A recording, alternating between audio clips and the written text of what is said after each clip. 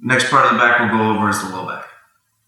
Low back, like we talked about, it does have supporting structures, but all the supporting structures are soft, meaning most of them are muscular. And a lot of them are on the inside of the spine. So we have the big muscles on the back of the spine. We have the QL, quadratus lumborum. It's like this big square muscle at the base of the spine. It's where everyone says, like, I feel back pain. Sometimes it's kidney pain. It's not back pain, depending on where you got hit and how hard you got hit. But there's a really important muscle that's deep to the spine, the iliopsoas. So the psoas is on the inside of the spine, and the ilius is on the inside of the hip.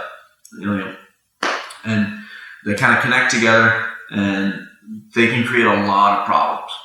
And most of the reason that they create a lot of the problems is because they're directly connected to the front line of the body, meaning your quad.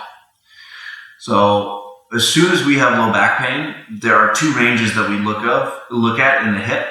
First one is extension. So I have them go into like a lunge stretch, hurdle stretch.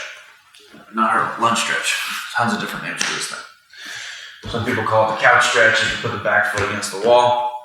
And I have him try to bring his heel to his glute. Yep, lift and driving into the front of the hip.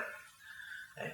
That hip flexor is directly connected to all the stabilization and structural support tissue on the inside of the spine. And I'm going to switch sides.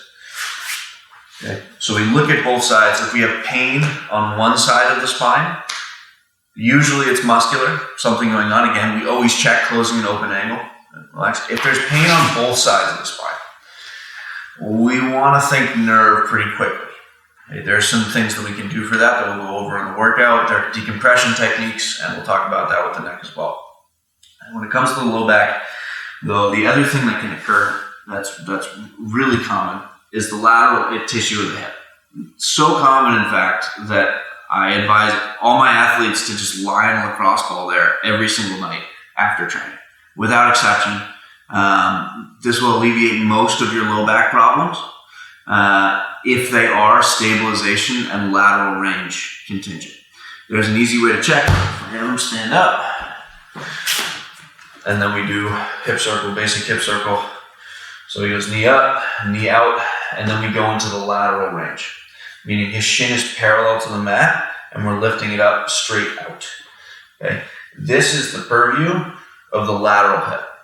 Okay? If that range is clogged up, you feel like you're cramping in that range, you can't get that leg out there, almost 100%, and you're training on it, you need to dig that crap out. There is, if you turn to the side, there's a half moon right here. We don't want to go any further back as far as soft tissue is concerned.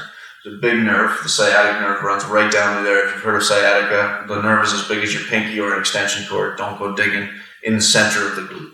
Stay on the side. Okay? One easy way to diagnose.